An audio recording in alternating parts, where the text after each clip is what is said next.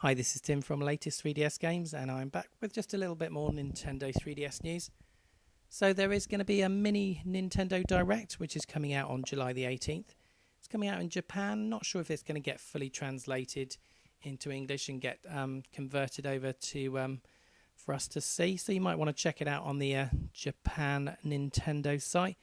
And like I said, July the 18th for that one. It's actually going to be focused completely on one game, which is Demon Training. That's the follow-up to Brain Training, and it's going to have Nintendo President Satoru Iwata, and he's going to be joined by the Brain Age Supervisor, Dr. Kawashima. So it's interesting that they've kind of made this into just focused onto one game. Not sure if Nintendo Direct have done that before. So they're obviously trying to, promote it as quite a big title for the 3DS.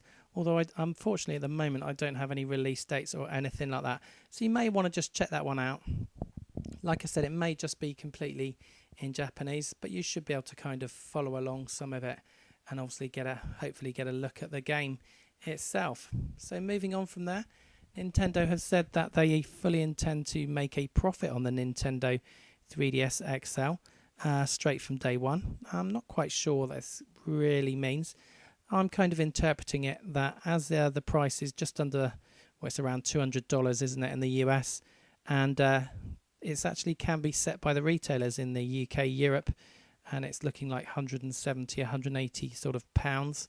Not sure of the kind of euro equivalent at the moment, but I'm reading it as they're not looking at maybe dropping the price to the retailers in the kind of near future, so they want to make some money out of it. So if you're kind of holding on for a 3DS XL, expecting it to drop a fair bit in price towards Christmas, etc., this maybe isn't going to happen. Obviously, we'll have to wait and see, but it's interesting that they've come out with that announcement. And another announcement that they have made is that the actual 3D, the stereoscopic 3D, that is in the 3DS itself.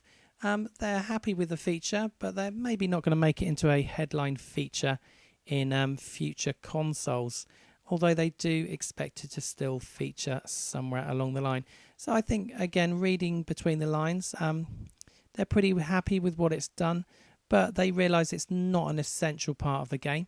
It does make cutscenes and cinematics really nice in some games. Some games it's obviously I've really enjoyed myself. Things like Legend of Zelda and Resident Evil especially. Some parts in 3D have been really great.